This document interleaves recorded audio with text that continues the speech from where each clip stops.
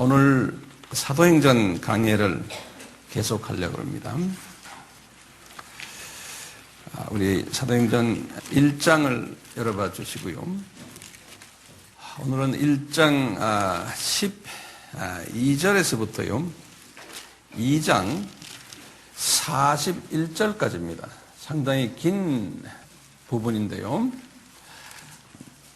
너무 길기 때문에 제가 다 읽지는 않고요. 이 중에 제일 마지막 부분을 제가 읽겠습니다. 37절부터 41절만 제가 읽겠습니다. 베드로의 설교입니다.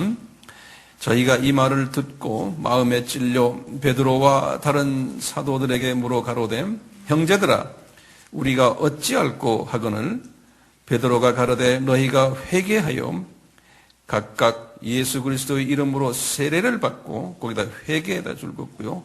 세례를 받고 줄 긋고요. 죄사함을 얻으라.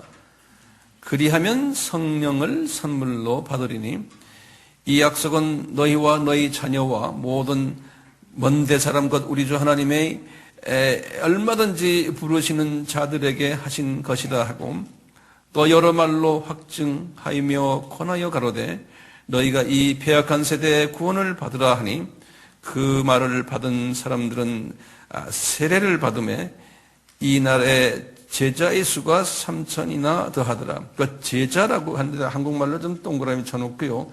한국말 번역이 잘못됐어요. 제자가 아니고요. 그냥 사람이에요. 네. 그 이제 원어를 보면 여러분들 그 쑥해라고 그러죠. 우리 쑥해가 뭐죠? 쑥해. 쑥해는 혼이라는 소리였잖아요. 혼. 기억나시죠? 원어로는 혼이라고 되어 있어요. 쑥해. 이 쑥해는요. 성서의 다른 분야에 보면 사람을 지칭할 때 쓰는 말이에요. 제자를 이야기하는 게 아니에요. 이 3,000명이 다 제자가 된 게 아니에요. 그 중에 아주 소수만 제자가 됐어요. 참고로 그렇게 아시고. 오늘은 말씀이 사도행전 1장과 2장에 있는 말씀을 종합해서 여러분들에게 나눌 터인데요. 지난번에 사도행전 강의 세 번째 할 때 무슨 말씀을 드렸냐면요. 잠깐만 좀 리뷰합시다. 왜냐하면 시간이 좀 많이 갔기 때문에 그 사이에. 그런데 이 부분을 잘 들으시면은 오늘 소화를 잘 하시면은 많은 도움을 받게 돼요.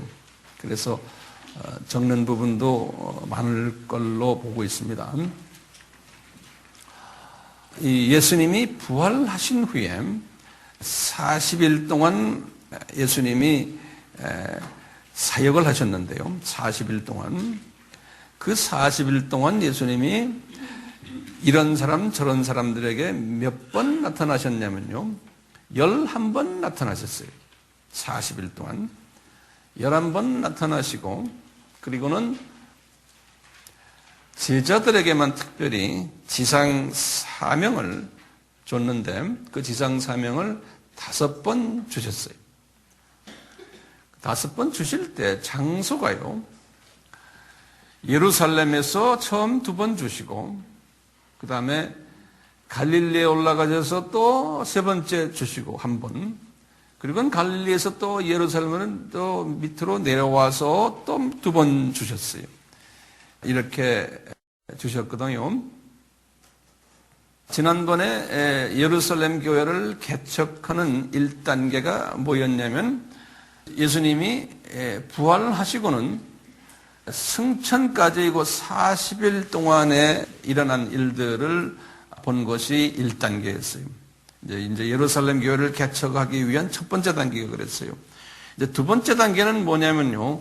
이제 그 예수님이 승천하시고서 3,000명이 회개를 하는 지금 요까지의 단계가 소위 두 번째 단계예요.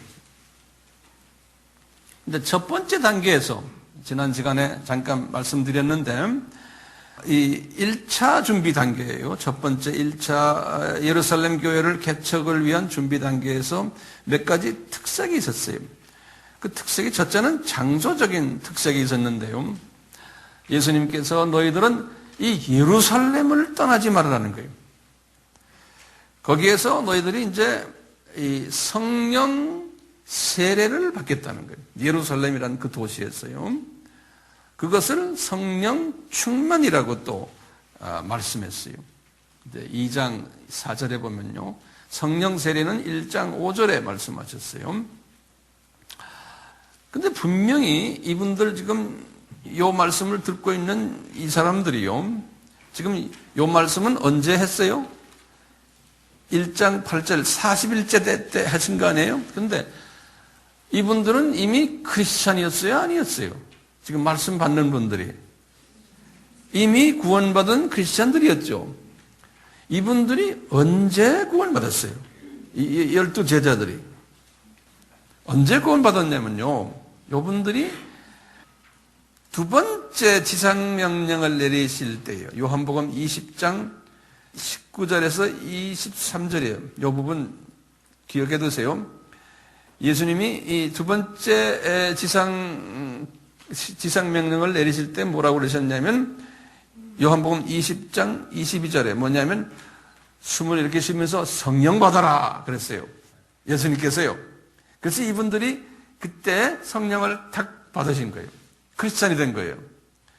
이 성령 받은 이 분들이 지금 예수님을 따라다니는 거예요. 40일 동안 따라다니는데 이런 사람들에게 말씀하시기를 너희들 예루살렘 떠나지 말아라는 거예요. 그리고는 아버지께서 약속하신 그 약속의 성령을 또 받으라는 거예요.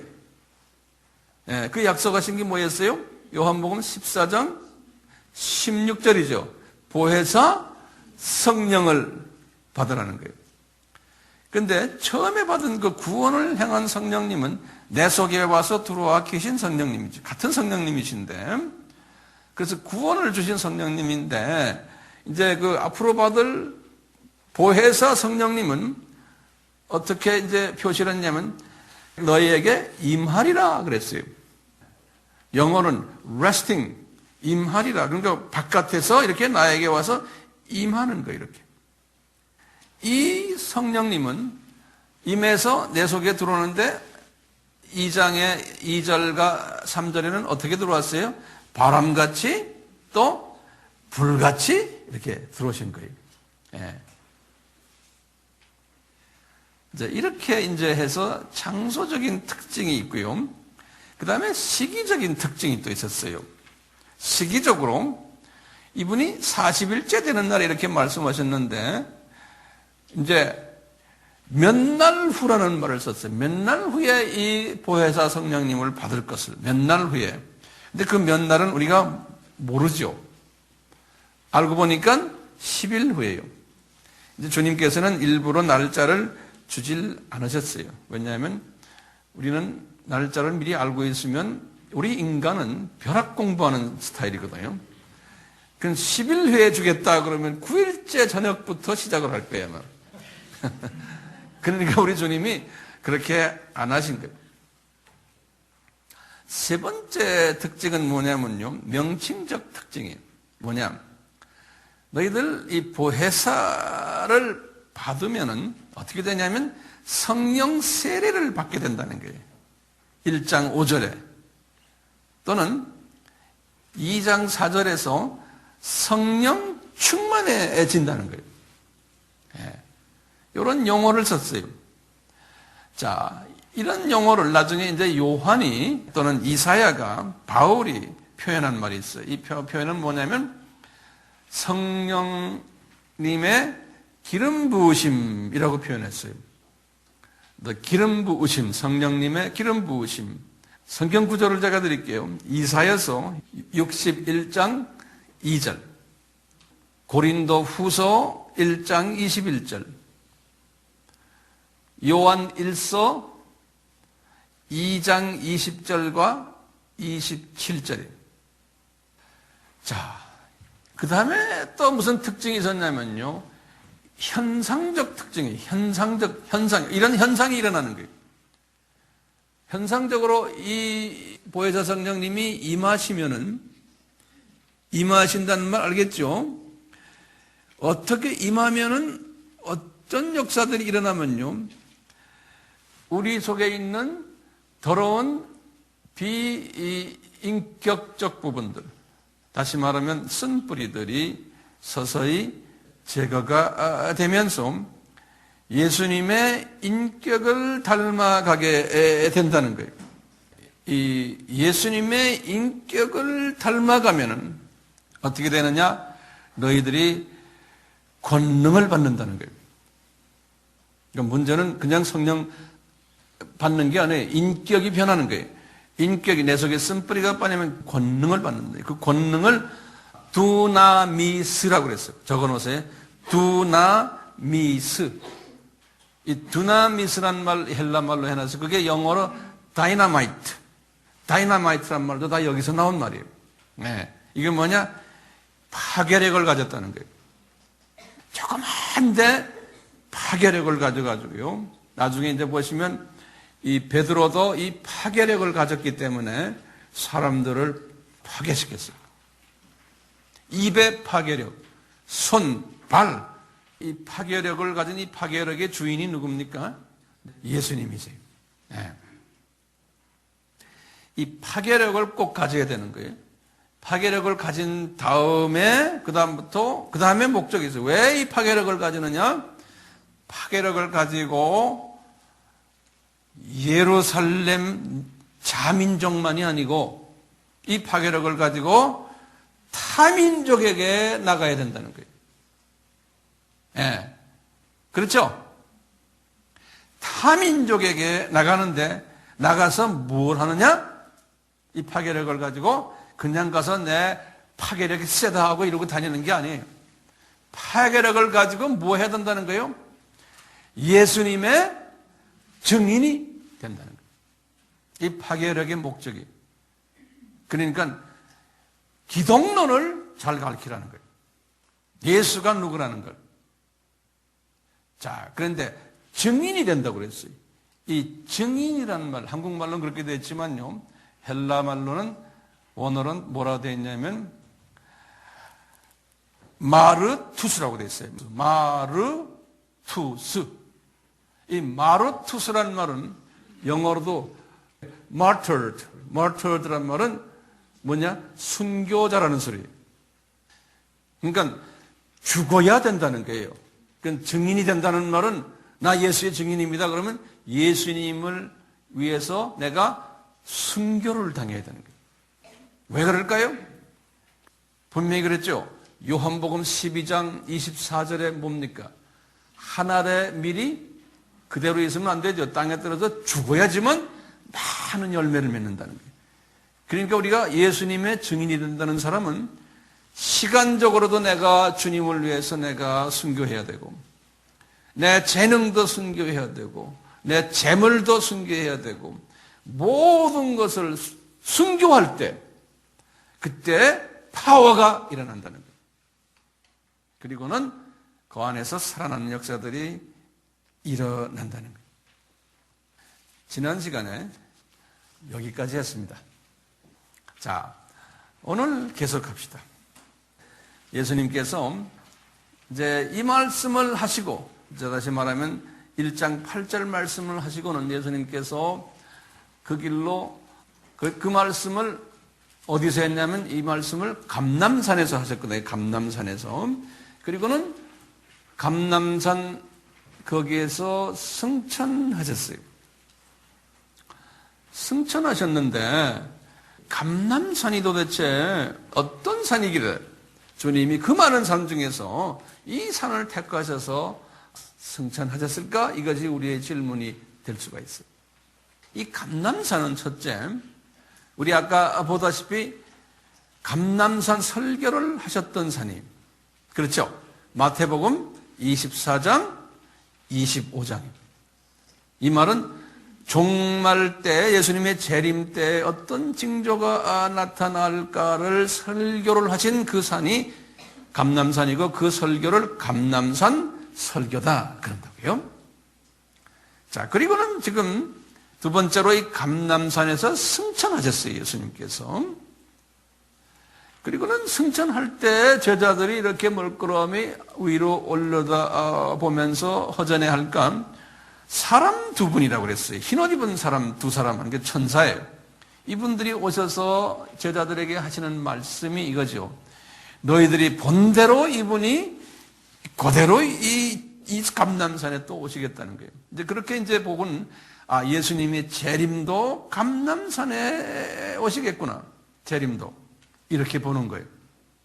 그런데요, 이미 예수님이 재림하실 때 감람산에 내리실 것을 스가랴 선지자에게 말씀하셨어요. 스가랴 14장 4절에. 그래서 이제 감람산에 내리신 다음에 이분이 기드론 계곡을 지나서 예루살렘 성전에 들어오기 위해서 동쪽 문이죠. 동문이라고 기억나시죠? 동문을 통해서 들어오신다 그랬어요. 성전으로. 그것은 에스겔 선지자에게 말했어요. 에스겔서 43장 2절에. 그런데 에스겔 선지자에게 말씀하신 것 중에 또 하나가 뭐냐면 이것 때문에 예수님이 동문으로 들어오지 못하게 하기 위해서 그 동문을 돌로 다 막아버린 일이 있을 거라는 거예요. 그렇게 예언하셨는데 이슬람 사람들이 그것을 막아버렸어요. 에스겔서 44장 1절에서 2절에. 지금 예루살렘에 가시면 그 다른 문은 열려 있는데 동문만은 완전히 막아버렸어요. 누구 때문에요? 에스겔에게 주신 예언 때문에. 44장 1절에서 2절에. 자, 이렇게 성서는 우리에게 모든 것을 구체적으로 보여주고 계세요. 자, 이렇게 예수님이 공중에 올라가시고 이제는 낙원으로 올라가셨는데 그 후에 이분들이 허전해가지고요 120명이요 거기에서 내려서 어딜 갔냐면 마가의 다락방으로 간 거예요. 우리가 평소에 부를 때 마가의 다락방이라고 그러지 않습니까? 마가의 다락방으로 가서 모였어요. 왜냐하면 예루살렘을 떠나지 말아라 그랬으니까요. 이분들이 마가의 다락방에 가서 모인 거예요. 예수님은 마가의 다락방에서 모이라는 말씀은 분명히 안 하셨겠지만 이분들이 모였어요. 이 마가의 다락방은 특별한 장소예요. 마가의 다락방은요. 주인이 누굽니까? 마가의 어머니인 마리아가 부동산 주인이에요. 그러니까 이 여자가 상당한 재력가였음이 틀림없어요. 120명이 한 자리에 앉을 수 있는 큰 집이었고 그것도 2층이니까 단층짜리 집이 아니에요. 예. 이런 집인데 그 마리아께서요 항상 예수님이 필요하실 때마다 자기의 그 건물을 사용하도록 하셨어요. 그래서 예수님이 성만찬 하실 때도 그 집을 사용하셨어요. 예수님이 십자가에 죽으신 후에 허전한 제자들이 자기네끼리 모였는데 그 모일 때의 장소도 이 마가의 다락방에서 모였던 거예요. 그건 집합 장소예요. 자, 지금 예수님이 승천하신 후에도 이분들이 허전한 분들이 어디에 갔다고요? 마가의 다락방에 모였던 거예요. 나중에 이제 3,000명이 회개하고 예루살렘에서 이제 교회가 생겨났을 때 3,000명이 회개했다고 해서 하루아침에 3,000명 들어가는 건물을 지을 수 있어요? 못 지어요. 예루살렘 교회 하면은 어떻게 보면 한 2만여 명 가까이 됐으니까요. 그 2만여 명이 들어가는 건물을 지을 수가 없죠. 그냥 그 당시에는 주로 핵심 멤버들은 어디에 모였겠어요? 마가의 다락방에 모인, 거기가 헤드쿼터예요. 본부예요. 그리고 나머지 예배는 야외에서 아마 드렸지 않았나 이렇게 우리가 추측할 수 있는데요. 다시 말하면 예루살렘 교회가 마가의 다락방에서 시작이 됐다고 보시면 돼요. 이 기독교 역사에서 교회의 첫 교회가 이 마가의 다락방에서 시작됐다라고 보면 되겠어요. 그러니까 이 훌륭한 어머니, 나중에 이제 빌립보에서도 어느 어머니가 했어요? 루디아가 빌립보 교회 자기 집을 내놨잖아요. 똑같이 이 루디아보다도 더 훌륭한 이 어머니 때문에 그 아들이 엄청난 복을 받은 거예요. 아들이 누구예요? 마가가. 자, 마가가 어떻게 복을 받았나 봅시다. 첫째, 마가가 어떻게 복을 받았어요? 마가는 베드로의 입장에서 보면 베드로를 제일 많이 도왔던 아들이었어요. 그래서 베드로가 나중에 내 아들이다 그랬어요. 그러니까 그 당시에 최고 영적 지도자의 아들이 된 거예요. 마가가. 그것뿐입니까? 이분은 마가복음을 저술했었어요. 그래서 그 책이 2000년 동안 지금까지도 많은 주님의 자녀들에게 복을 내려주는 책이 됐어요. 마가복음을 저술했어요. 이 마가가요. 그리고 마가는 자기 외삼촌 바나바와 같이 선교사로서 선교 여행을 많이 했던 분이에요. 이분이 선교 여행을 주로 이 터키 지방, 그리스 지방, 로마까지 이제 가면서 선교 여행을 했는데요. 이분은 특히 애굽으로 가가지고 선교사로서 애굽의 알렉산드리아 가가지고 알렉산드리아의 교회를 개척하신 분이에요. 그래서 이분은 선교사로서 특히 애굽 선교사로서 지금 애굽 정교회의 시조가 되는 사람입니다. 이뿐만 아니고 바울도 마가를 보고 그러는 게 내 동역자다 이렇게 말씀해요. 그러니까 바울과도 이런 관계를 가졌던 분이에요. 자, 제가 한번 여쭤볼게요.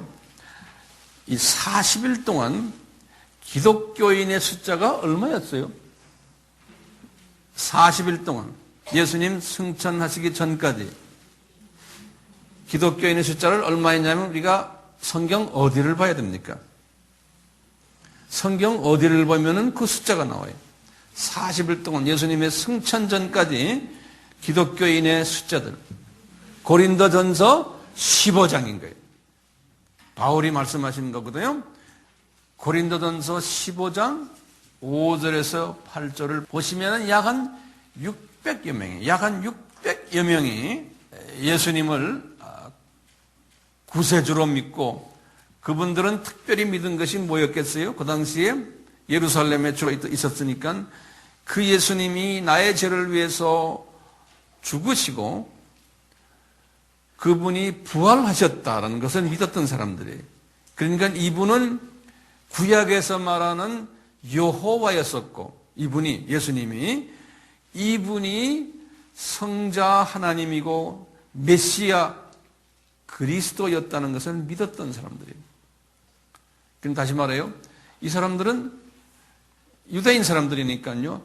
구약에서 말하는 여호와 하나님이 이분이었구나라고 믿었던 분이에요. 그리고는 이분이 그리스도였다는 것을 구약에서는 메시아라고 그러거든요. 메시아였다는 것을 믿었던 사람들이에요. 이분이 그렇기 때문에 우리 죄를 위해서 십자가에서 죽으시고 하나님이시기 때문에 부활하셨다는 것을 믿었던 사람이에요. 요나의 표적에 믿었던 사람들, 요나의 표적의 하나의 현실로 실체로 나타냈던 분이라는 것을 믿었던 사람들이 몇 명 정도였어요? 약 600여 명이었어요. 그 600여 명이 되는 사람들에게 예수님이 말씀하셨어요. 너희들은 예루살렘을 떠나지 말고 아버지가 보내주시겠다고 하는 보혜사 성령님을 기다려라 그랬거든요. 600여 명에게. 그런데 실제로 이 말씀을 받아가지고 기다렸던 사람이 몇 명입니까? 120명인 거예요. 그 1장 15절에 보시면 120명인 거예요. 이거 왜 이렇게 주님께서 이런 걸 다 우리에게 보여주신가요? 항상 소위 그 헌신된 사람들이 있음을 크리스찬 중에서 이것을 우리에게 예표로 보여주시는 거예요. 예수 믿는 사람이라고 해서 다 말씀에 순종하지 않는다는 거예요. 자, 그래서 이게 몇 프로예요? 약 600에 120이면 몇 프로입니까? 약 한 20%. 그러면 우리가 아바 스쿨에서도 공부했지만요. 이런 예화를 한 2개를 제가 드릴게요. 12지파의 수장을 한 사람씩 뽑아가지고 가나안 땅 정탐시킬 때 몇 사람을 올려보냈어요? 12명을 올려보냈잖아요. 그 중에 몇 사람이 가나안 땅은 우리 밥이다라고 말했어요? 2사람이에요. 그분이 누구예요? 여호수아와 갈렙이에요. 그러면 12명 중에 2명이라면 몇 프로입니까? 약 한 16% 정도 되죠. 그렇죠? 아까 600명이라는 건 정확한 600명 이야기하는 게 600여 명, 500여 명 플러스 이렇게 했어요. 그 다음에 또 한 가지 예를 들어드리면요. 우리 북이스라엘의 왕이 몇 명이었어요? 20명이었죠. 남유다의 왕이 몇 명이었어요? 20명이었죠. 근데 우상을 섬기지 않았던 두 왕국에서요. 우상을 완전히 타파했던 왕은 누구였어요? 히스기야 왕하고 요시야 왕이죠. 그렇죠? 그러니까 40명 중에서 토탈 남쪽에 있는 두 왕이 13대 왕인 히스기야와 16대 왕인 누구예요? 요시야. 이 두 분만 우상을 타파했어요. 완전 타파예요. 나머지 유대 왕국에는 부분적으로 타파했던 왕이 몇 명이었어요? 6명이었어요. 부분적으로. 이 북쪽 이스라엘 북왕국에서는 부분적으로 타파했던 왕이 몇 명이었어요? 1명이었어요. 그 1명 이름이 누구예요? 예후죠. 예. 그러니까 부분적으로 타파했던 왕이 몇 명이에요? 토탈? 7명이에요. 남쪽에 6명, 북쪽에 1명. 그리고 완전 타파했던 사람 2사람, 남쪽에. 합하면 몇 명입니까? 9명이죠. 그렇죠? 그러면 수학 계산을 해보면 40명 중에 9명 하면 약 한 2% 돼요. 이런 걸 보면 약 한 20% 플러스 마이너스 선에서 주님이 특별히 쓰는 분들이 있다는 거예요. 이 다음에 봅시다, 이제. 그 다음에, 그러면 120명이 지금 마가의 다락방에 딱 모였는데, 자, 모여서 이 사람들이 뭐 했을까요? 이제 딱 모여가지고요, 이분들이 처음부터 막 기도하고 그러지는 않았던 것 같아요. 모여가지고, 이분들의 관심사가 첫째가 뭐였냐면, 베드로를 통해서 말씀하시는 거예요. 얘들아, 가론 유다가 이제는 없는데 분명히 성서에서는 가론 유다 대신에 한 사람을 후임자로 선택을 해야 된다는 거예요. 그게 시편 109편 8절을 인용하시면서 이 성경에는 직분을 이제 후임자를 구해야 된다는 거예요. 그래서 베드로가 일어나가지고 이게 시편 이 말씀을 하시면서 우리가 후임자를 뽑자. 그리고는 기도 시작하자. 그래가지고 제 생각에는 한 2, 3일 동안은 이 후임자 문제를 놓고 아마 기도했던 것 같아요. 한 3일 정도. 그냥 뭐 뽑자 그래서 그냥 뽑은 게 아니에요. 그런데 거기 22절에 보시면 1장 후임자에 대한 자격이 나와요. 성령님이 베드로에게 말씀하시는 거예요. 후임자 자격이 어떻게 되느냐? 우리들과 함께 다녔던 사람이라는 거예요. 다시 말하면 뭐예요? 3년 동안 우리와 같이 12제자는 아니었지만 같이 주님을 따라다녔던 사람이라는 거예요. 그러니까 금방 우리 마찬가지잖아요. 우리 AMI 공동체에 오셔서 하루아침에 어떤 중요한 책임을 맡으면 안 된다는 거예요. 오랫동안 같이 우리가 조율해서 이 생각이 같아야 된다는 거예요. 첫째 조건이 뭐라고 그랬어요? 우리 제자들과 함께 다녔던 사람이에요. 그렇죠? 그 다음에 두 번째는요. 예수님의 부활을 증거하는 사람이라고 했어요. 그러니까 나가서 이제 증거를 할 텐데 예수님이 살아계셨다. 죽었던 그분이라고 아주 담대하게 예수님의 부활을 증거할 자. 이 조건이 두 가지 조건인데 마지막 한 조건은 뭐냐면 25절에 그랬어요. 봉사와 사도의 직무를 할 자. 봉사와 사도라고 그러면은 그냥 딱 높은 데 앉아서 폰만 재고 있는 게 아니고 봉사까지도 하는 이런 자. 이런 자예요. 이 세 가지 조건을 놓고 기도합시다. 그래가지고 이분들이 한 3일 동안을 기도한 것 같아요. 그 120명이. 기도가 끝났어요. 기도가 끝나가지고 배수공천을 하자는 거예요. 그래서 두 사람을 공천을 했어요. 요셉이라고 부르는 유스도, 또 마띠아, 이 두 사람을 배수공천한 거예요. 배수공천해가지고 그 다음에는 선택권은 우리 하나님께 맡겨버린 거예요. 선택권은. 어떻게 선택권을 맡겼나? 제비뽑기를 한 거예요. 성서에는 제비뽑기를 이렇게 말했어요. 잠언 16장 33절이에요. 여기에 뭐라고 말했냐면요. 사람이 제비는 뽑으나 이를 작정하기는 여호와께 있느니라. 사람이 제비를 뽑으나 그 사람의 손을 잡아서 제비를 잡는 것은 누가 해준다고요? 여호와께서 하신다는 거예요. 자, 그래서 이제 이 사람들은요, 성서에 보면요, 제비를 뽑을 때 어떻게 했냐면 그 방법은 돌이나 또는 막대기를 사용했어요. 그래서 제비 뽑는 성서의 예를 제가 4가지를 드릴게요. 제비 뽑는. 첫째, 역대상 26장 13절에서 16절이에요. 두 번째, 느헤미야 11장 1절. 그 다음에 세 번째는 요나서 1장 7절. 그 다음에 이게 여기 지금 사도행전, 지금 여기에 사도행전 1장 26절이.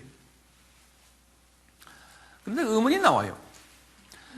11명이면 족하지 왜 한 사람을 더 뽑아야 됩니까? 이것도 우리의 의문이 아닙니까? 가룟 유다가 그냥 이제는 끝났으니까 그냥 11명으로 족할 터인데, 근데 보니까요, 성서에는 한 사람을 꼭 뽑아야 된다는 거예요. 12이라는 숫자 있어요. 이 12라는 숫자는 4에 곱하기 3이. 이 4라는 숫자 아시죠? 하나님의 어떤 계획을 위해서 준비하는 기간, 훈련하는 기간이. 이 4에 3이니까 3은 3위 하나님의 3제. 완전 숫자예요. 그러니까 4가 3개가 있는 거예요. 그러다 보니까 지파도, 이스라엘의 지파도 12지파고, 또 이 지금 제자도 12제자고, 그래서 이 12 더하기 12라니까 24거든요. 그래서 나중에 보니까 이 요한이 이 3층 천에 올라가서 이 보좌를 딱 보니까 보좌 밑에 24장로들이 앉아 있는 거예요. 예. 그러니까 12지파의 대표들과 12제자들. 요한계시록 4장 4절에. 그러니까 이건 미리 다 12를 준비하셨구나. 주님께서. 그러니까 한 사람을 더 뽑아야 된다는 거예요. 자, 우리가 하나님의 일꾼들을 선택하는 방법을 보면요, 몇 가지가 있어요. 그래서 제목을 그렇게 적어놓으세요. 하나님의 일꾼을 선택하는 방법. 첫째는 예수님이 직접 뽑는 방법이 있어요. 예수님이 사도로 그냥 직접 예수님이 뽑는 방법. 예를 들면은 12제자들도 예수님이 직접 뽑으셨어요. 제비 뽑지 않았죠? 바울과 바나바나 또는 구약의 선지자들이나 어떤 구약의 나오는 유명 인사들, 아브라함부터 시작해서 모세, 다윗, 제비 뽑았어요? 이건 여호와께서, 예수님께서 직접 뽑은 거예요. 그렇죠? 자, 두 번째 경우를 보세요. 두 번째 경우는 제비 뽑는 거예요. 선택 방법 중에 하나가요. 지금 우리 그래서 제비 뽑는 이야기는 했죠? 제비 뽑지만 실은 제비의 주인이 누굽니까? 예수님이었어요. 세 번째 우리가 뽑는 방법은요, 우리 나중에 사도행전 6장 1절에서 6절에 나오지만 예루살렘 교회 안에 문제들이 생겼어요. 왜냐하면 예루살렘 교회에 유대 본토에 사는 12제자들을 중심으로 해서 본토에 사는 그 그룹들과 디아스포라의 그룹들이 있었어요. 이 디아스포라의 그룹들이 항상 소위 그 열외를 당했어요. 무시당하고 인종차별을 당하고 그랬어요. 교회 안에서. 그래서 그 안에 있는 그 과부들이 많았는데 그 과부들에게 물건을 이렇게 나눠주는 과정 속에서도 항상 무시를 당했어요. 그래서 그 과부들이 한번 데모를 한 거예요. 12제자들에게 이럴 수 있습니까? 이런 건 12제자들이 안 되겠다. 이 교통정리해야겠구나. 그래가지고 12제자 외에 또 다른 제자들이 있을 거 아니에요. 사도들. 그분들에게 부탁한 거예요. 여보시오. 비본토 그룹 중에서 집사를 좀 뽑으시오. 그래가지고 이분들에게 파워를 좀 줍시다. 그래서 이제 7 집사를 뽑는데 12제자들이 우리는 거기에 관여 안 하겠습니다. 당신들이 그 7 집사를 뽑으십시오. 근데 조건은 이분들은 뭐가 있어야 돼요? 믿음과 성령이 충만해야 된다는 거예요. 이런 조건을 대고서는 했는데 이 제자들이 어떻게 뽑았겠어요? 기도하면서 성령님의 조명을 분명히 받았겠죠. 예수님의 말씀에 귀를 기울여서 7명을 뽑은 거예요. 투표한 게 아니에요. 똑같이 안디옥 교회가 사도행전 14장 2절에 보시면 바울과 바나바를 선교사로 내보낼 때도 성령님이 시켰다 그랬어요. 예수님의 영이에요. 예수님의 영이 그들에게 저 2 사람 내보내라. 또 바울이 자기의 제자들을 뽑을 때도 이게 투표한 것이 아니에요. 디모데를 뽑을 때나 누가나 디도나 그 다음에 자기가 개척한 각 교회의 지도자들을 뽑을 때 투표한 게 아니에요. 에바 브로디도는 빌립보 교회의 지도자였어요. 에바 브로디도. 또는 빌립보 교회 안에 있는 루디아 같은 여자도 고린도 교회의 지도자들 그리스보로, 가이오, 스데바나 이런 사람들. 또 에베소 교회의 편지를 항상 들고 다녔던 두기고 또는 오네시보로 다 에베소 교회의 임재들이에요. 또는 골로새 교회의 에바브라 또는 빌레몬 또 브리스길라 아굴라 같은 사람들은 한 교회에 머물러 있지 않고 바울을 따라다녔던 사람들이거든요. 이런 사람들은 다 바울이 기도 가운데 주님의 음성을 듣고 뽑은 거지 투표를 한 게 아니에요.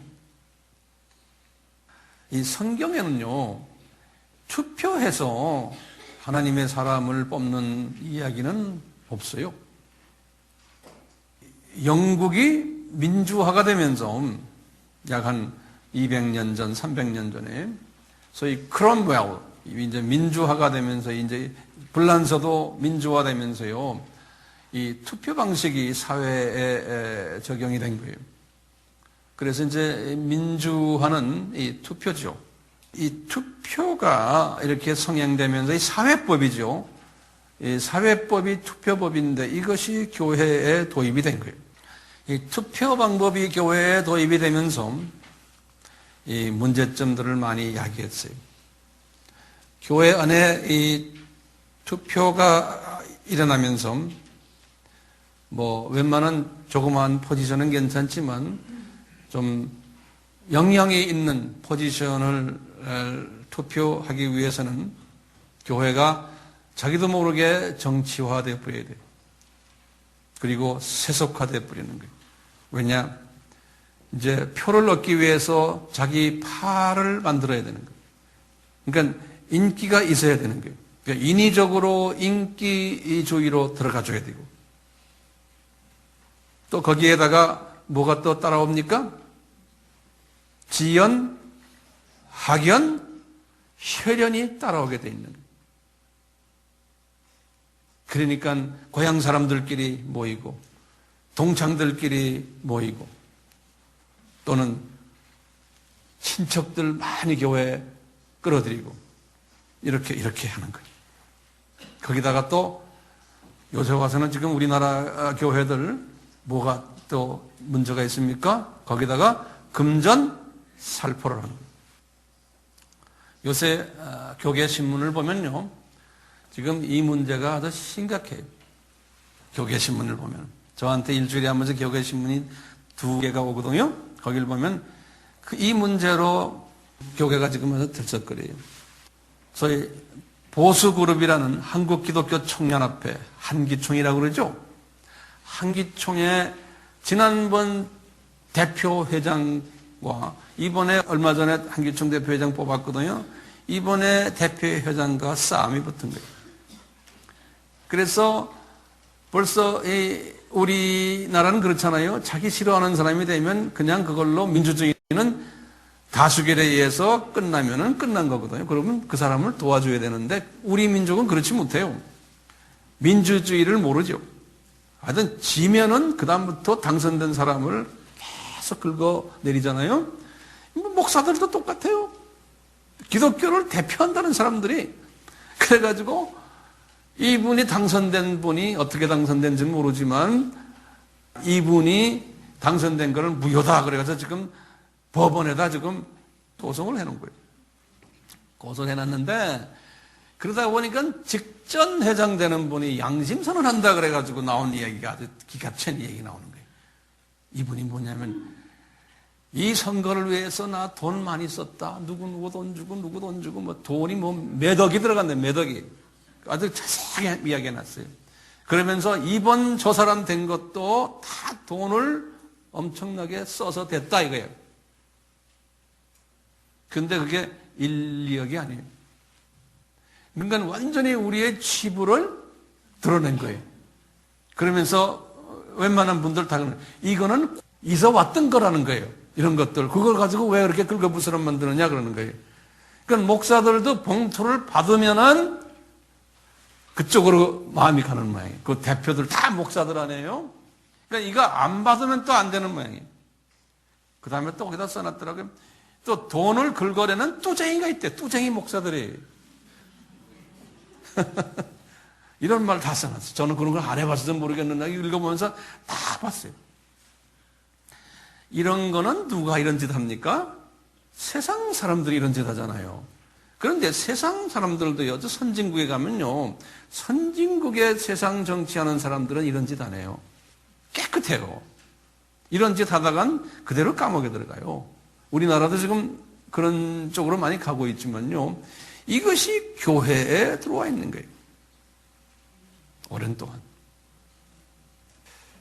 총회장 선거도 마찬가지. 총회장 되려면은 학연, 지연, 혈연 다 따져야 되고 돈이 충분히 있어야 되고, 근데 그 돈을 누가 냅니까?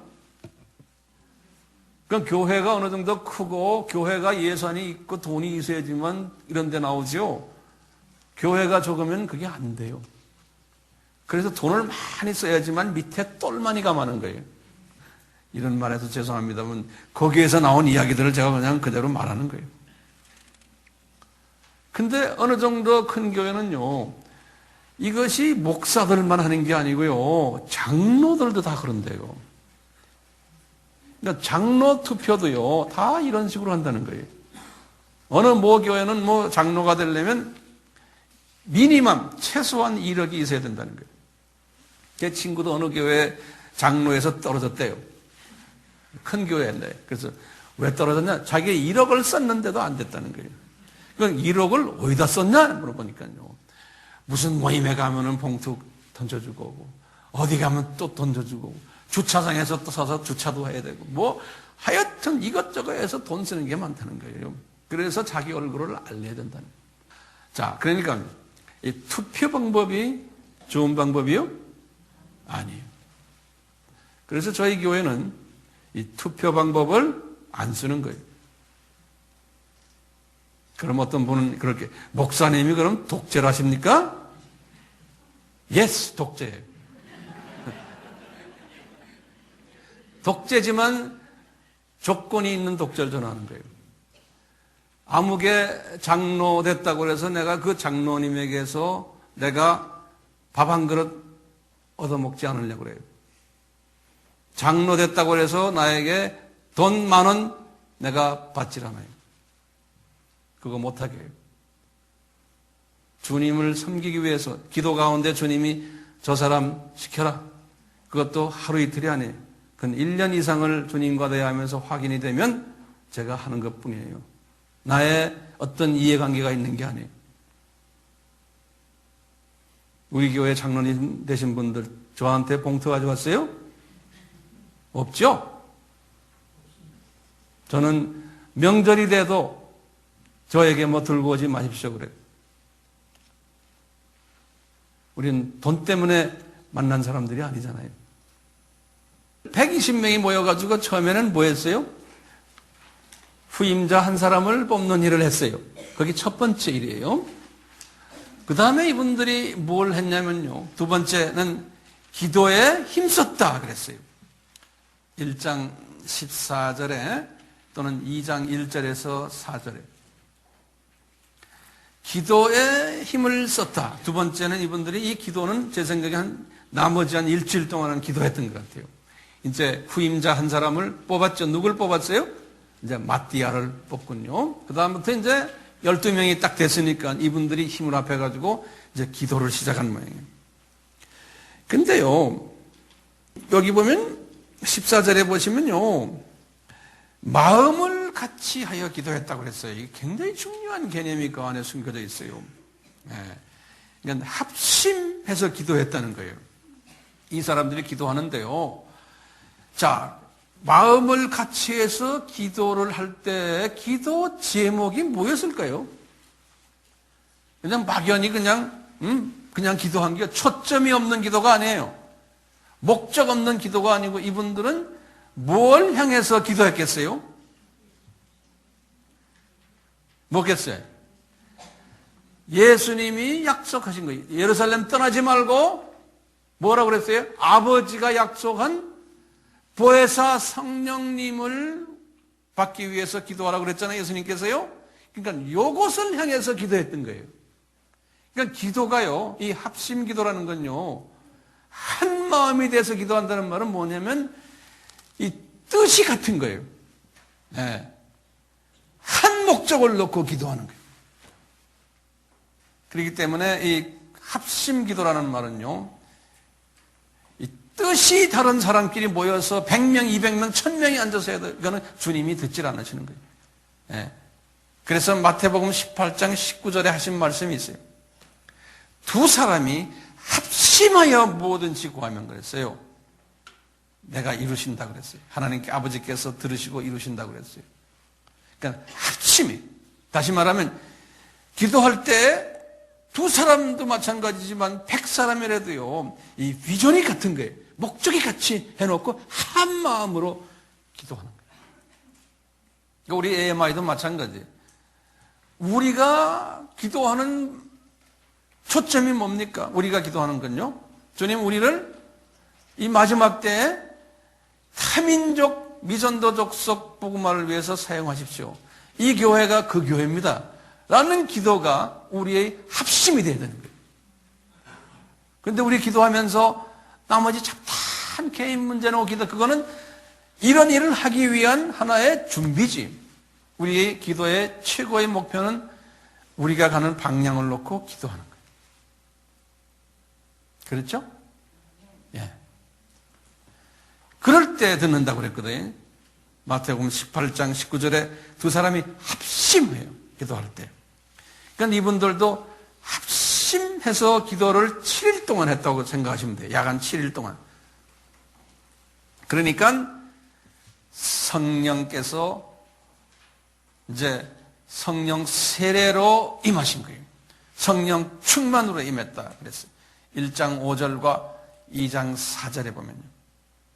이 보혜사 성령님이 임하시면서 120명의 사람들의 쓴뿌리들이 이제 조금씩 이제 제거되기 시작하는 거예요.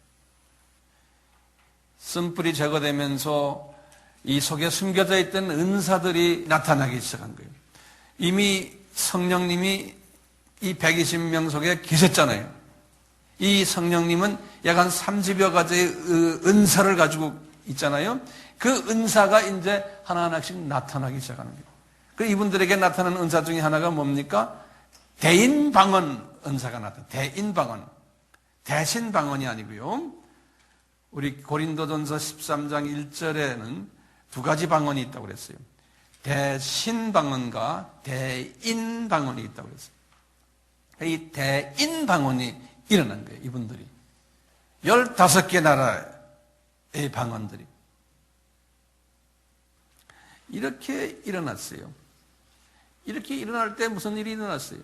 그 15개 나라는 여러분들 보시면 이란과 이락 지역의 나라들이 있었어요. 그쪽 지방.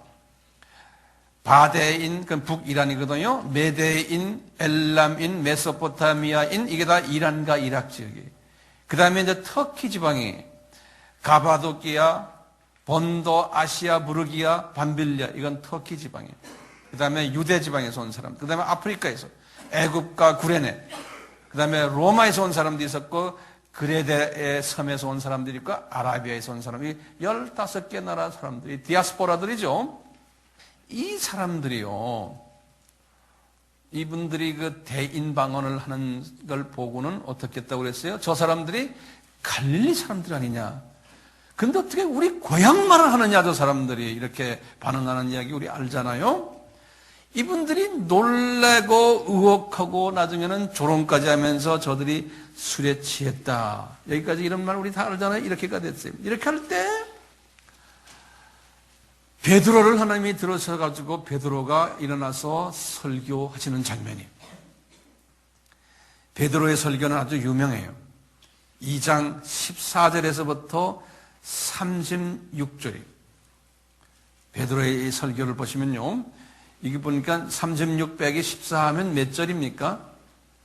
22절을 할애한 거예요.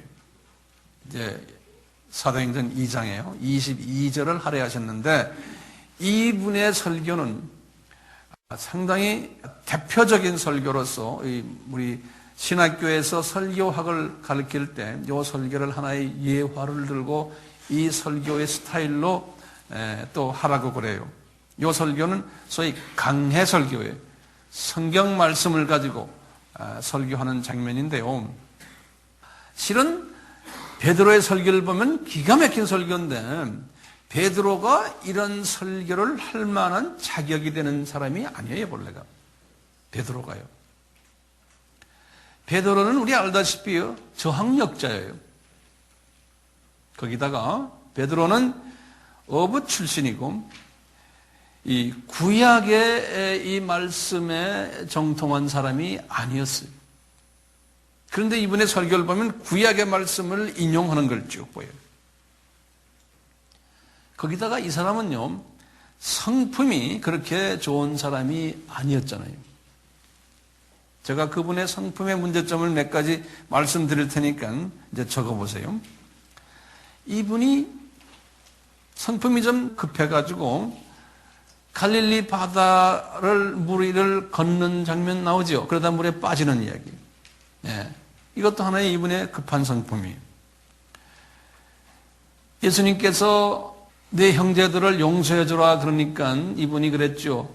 7번 용서합니까? 이렇게 물어보는 게 마태복음 18장에. 그러니까 예수님이 7번씩 70번을 용서하라. 이렇게 해서 꾸중을 주는 장면도 나와요.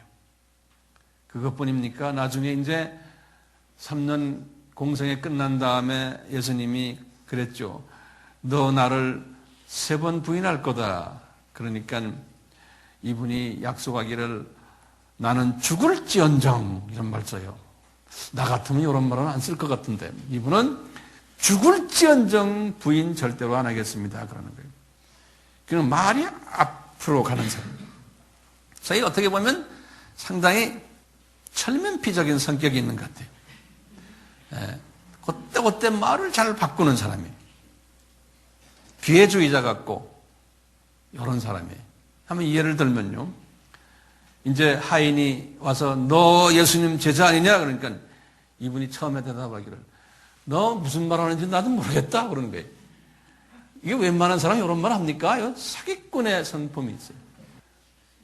여기 그런 사람이 있어요? 말 바꾸려고 이런 말 하는 거예요. 그러니까 두 번째는 이분이 뭐라고 그러냐면 나 맹세하는데 나 그 사람 모른다. 그러는 거예요. 아, 이 세상에 말이에요. 맹세라는 말도 쓰고요. 나 그 사람 모른다는 거예요. 3년을 그냥 졸졸졸 따라다녀 놓고. 아, 이런 사기꾼이에요. 이 사람이. 예수 믿는 사람도 이런 사기꾼들이 있대요. 말해놓고 안 했다고 하는 사람도 있다고. 또 세 번째로 말하니까 이분이 그런 건 내가 맹세하는데 내가 저주한다. 나 그 사람 모른다는 거예요. 이 저주자를 집어넣어. 아, 이런 말 바꾸기 사기꾼이에요, 이 사람이. 3년을 데리고 다녔는데, 그러니까 이런 사람이 나중에 기독교의 지도자요? 말도 안 되는 소리죠. 그래 놓고요, 예수님이 그렇게 내가 부활할 것이라고 죽었다가 살아나서 부활할 것이라고 이야기했는데도 한쪽 귀로 듣고 한쪽 귀로 넘긴 거예요. 예수님 죽으시고 부활하신 후에 몇 번 나타났는데도 믿지 않고 자기 고향으로 도망가본 사람이 이분이 예전에는요 자기 입으로 뭐라 그랬어요? 마태복음 16장 11절에 주는 그리스도시요 살아계신 하나님의 아들입니다. 그냥 말까지 주둥아리로 말까지 한 사람이에요. 그런데 말이죠, 이런 사람이에요. 이런 사람 앞에 예수님이 나중에 갈릴리 고기잡이하는 베드로에게 나타났잖아요. 그래서 하시는 말씀이 야 베드로야, 너 나 아가페 사랑하느냐? 물어보니까 뭐라 그래요? 양심이 약간 있는 거예요. 아가페 사랑 못합니다. 필레오 사랑합니다. 이렇게 말하잖아요. 응? 약간 양심은 있었어요. 자기가 해놓고 지금 자기를 들여다보니까 이게 한심한 모양이에요, 자기도. 예? 우리 인간이 그런 거예요. 그러니까 다시 물어보잖아요. 너 나 아가페 사랑하느냐? 그러니까 아니요, 필레오 사랑합니다. 이제 겁을 막 주는 거예요. 그러니까 너 나 필레오 사랑하느냐? 세 번째 물으니까 예스, 필레오 사랑합니다. 주님이 기쁘셨겠죠. 너 완전히 땅바닥으로 내려갔구나 이제. 그러니까 주님이 이 사람을 이제 쓰시기 시작합니다. 그런데 이 속에 이 쓴뿌리를 없애려면 뭐가 필요해요? 보혜사 성령님이 그 안에 들어가서 이 안을 청소를 해야 되는 거예요. 이 더러운 이 모든 쓴뿌리들을. 이 30가지의 은사는 다 주지 않았지만요, 이 오순절 다락방에서 이 쓴뿌리가 제거되면서 제가 보니까 한 10가지 정도의 은사를 이분이 받았어요. 10가지 정도. 보니까요, 첫째, 지식의 은사를 받았어요. 이분이 지식의 은사를. 구약 성경이 뭔지도 몰랐는데 구약 성경을 막 설교 중에서 막 인용하는 거예요. 구약 성경을. 그 다음에 명철의 은사를 받았어요. 그것이 무슨 뜻인지를 아는 거예요. 그 다음에 지혜의 은사를 받았어요. 그 뜻을 이제 설명하고 실제 상황에 적용하는 일까지 받은 거예요. 이분이 지금 경건한 유대인들이에요. 이 오순절에 왔던 사람들은 구약을 바삭하게 하는 사람들이에요. 이 사람들 앞에 상황화 설명을 해주는 거예요. 지혜를 가져서 이 사람들의 상황에 맞게끔 성경을 인용해가지고 설명해 주는 거예요. 그 뜻이 무슨 뜻이다라고. 그러니까 베드로가 이게 자기 실력으로 됩니까? 아니, 은사를 받으니까 이렇게 되는 거예요. 주님이 이 쓴뿌리를 어느 정도 제거시켜 줍니다. 거기다가 이분이요 설교의 은사 받은 거예요. 이거 알아도 말 못하는 사람이 또 있거든요. 설교의 은사를 받았어요. 다섯 번째는 가르치는 은사도 받고요. 여섯 번째는 전도해서 회개시키는 은사도 받은 거예요. 일곱 번째로는 이분이 지도자로서의 지도력의 리더십 은사도 받은 거예요. 어부 출신이 이런 걸 전혀 못했던 사람인데. 자, 그 다음에 이제 우리가 다음 시간에 나가겠지만 이 3장에 들어가서 이분이 어떤 은사를 받았냐면요. 안진뱅이를 막 고치는 병 고치는 은사도 받은 거예요. 그리고는 아홉 번째는요. 아나니아와 삽비라가 거짓말을 하니까 그냥 그 사람들 그냥 즉사하는, 다시 말하면 이 권능을 베푸는 은사도 받은 거예요. 권능. 그뿐입니까? 기적을 일으키는 은사를 받은 거예요. 이분의 그림자를 지나가면 사람들이 병이 막 낫는 이런 은사까지, 몇 가지에 제가 10가지를 드렸어요. 그러니까 이런 샘플이 있는 사람도요, 성령의 지치심을 받으시면 이렇게 된다는 거예요. 그런데 아무리 해도 안 되는 사람이 있어요. 왜? 주님의 선택감과 특별한 은총이 임해야 돼요. 이 베드로는 주님께서 이미 은총을 주신 분이에요. 그러니까 이 은총을 주십시오. 아무리 해도 안 되는 사람이 있어요. 자, 베드로의 설교 내용을 잠깐 좀 봅시다. 베드로는요, 이제 오순절을 기해서 방문해 왔던 사람들에게 설교하는 거예요. 무슨 설교를 하느냐? 우리가 취한 것이 아니고, 이제는 우리가 이렇게 지금 성령의 지금 기름 부음을 받았는데, 이것은 첫째, 너희들이 잘 아는 요엘 선지자에게 이미 하신 말씀을 이루는 거라는 거예요. 그러면서 요엘서 2장 28절과 32절을 딱 인용하는 거예요. 이분이 설교할 때. 요엘서 몇 장이요? 2장 28절과 32절을 인용하면서 요엘을 통해서 말씀하신 것이 지금 이루어지고 있다는 거예요. 두 번째 또 딱 말씀하시는 게, 너희들 여기 예루살렘에서 있으면서 생각나느냐? 50일 전에 나사렛 예수가 죽었잖아. 그래서 50일 전에 부활하셨잖아. 이 도시에서, 그러는 거예요. 이 도시에서 부활하셨잖아요. 그리고는 40일 있다가 승천해서 지금 안 계시잖아요. 지금 50일 되는 날 말하는 거예요. 여러분들 아시겠어요? 그 죽었다가 살아나신 그 예수가 누군지 알아요? 그 예수는 우리 조상 1000년 전에 우리 조상 다윗이 그 사건을 미리 보고 다윗이 고백한 게 있습니다. 그러는 거예요. 그러니까 이분들 다윗? 아, 다윗? 그러는 거예요. 예. 시편 16편 8절에서 11절 이렇게 하는 거예요. 이 베드로에게 말씀하시는 거예요. 성령님. 그러니까 그걸 말해라. 16편, 시편 16편 8절에서 11절이 다윗이 고백했던 그 고백이 그대로 여기에 지금 이루어졌단다 그러는 거예요. 그러면서 다윗이 죽었다가 살아난 게 아니다 그러는 거예요. 시편 16편에 그런 이야기 나오거든요. 그 다윗이 아니고 예수님이다 그러는 거예요. 그러면서 그러는 거예요. 여보시오, 지금 저기서 한 500m 저쪽 가면 다윗 무덤이 있잖아요. 그 무덤 여러분들 참관하러 왔잖아요. 다윗의 몸은 거기 있는 거예요. 부활하지 않았어요. 여러분은 50일 전에 부활했다고 하는 그 예수님 저쪽 봐요. 갈보리 산 저쪽에 한 몇백 미터 있는데요. 거기에 입은 몸이 있어요. 이 사람들도 없어. 우리 다음에 찾아봐도 없어. 에? 그리고 지금 우리가 50일 동안 그 소리 듣고는 이 도시가 지금 말이 아니야. 근데 진짜 그 사람 못 찾겠어. 시편 16편에 다윗이 말하는 것이 다윗이 아니고 그 예수란다 이렇게 말하는 거예요. 아이, 베드로가 이 실력이 있어요? 없는 거요. 구약에 굿자도 잘 모르는 사람인데 막 구약 말씀을 막 인용을 하는 거예요. 그뿐입니까?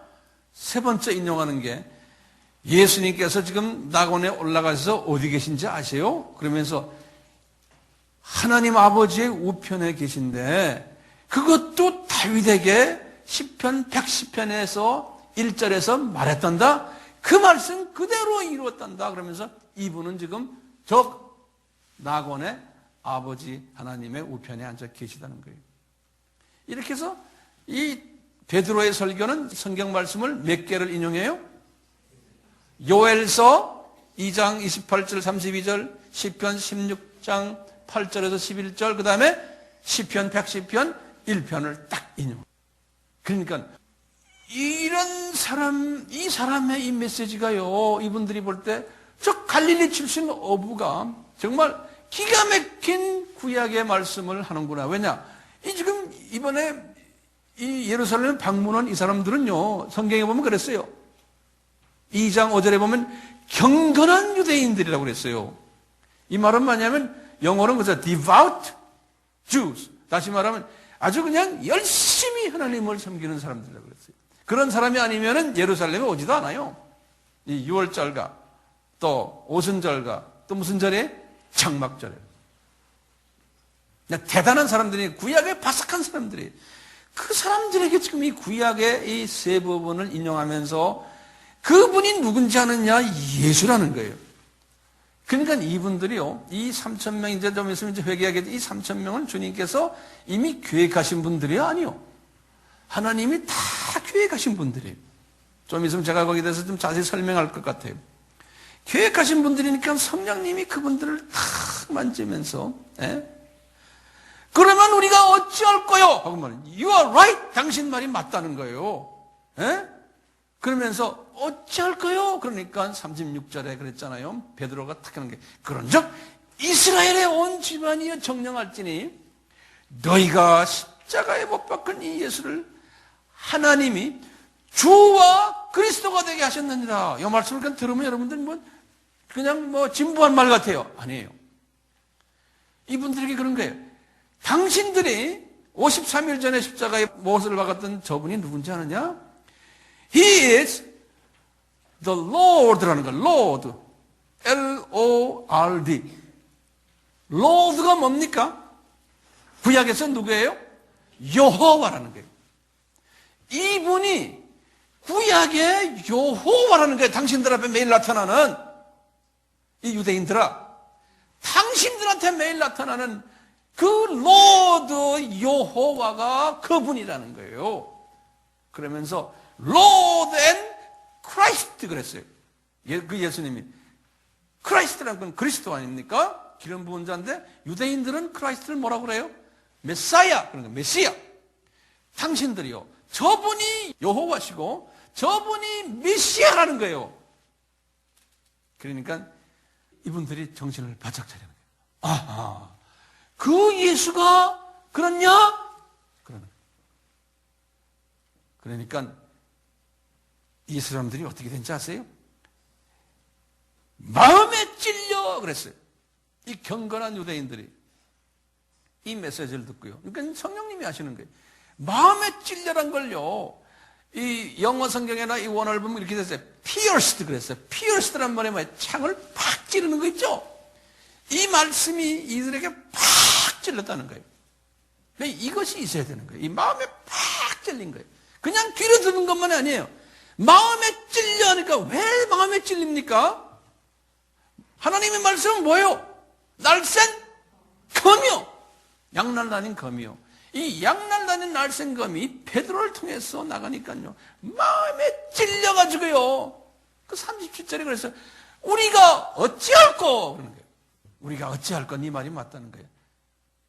그러니까 이분들의 대답이 뭐냐면, 성령님이 이 베드로의 입을 통해서 하시는 말씀이 회개하라! 그러는 거예요. 회개하란 말이 뭡니까? 지금 이 상황에서의 회개하란 말이 뭡니까?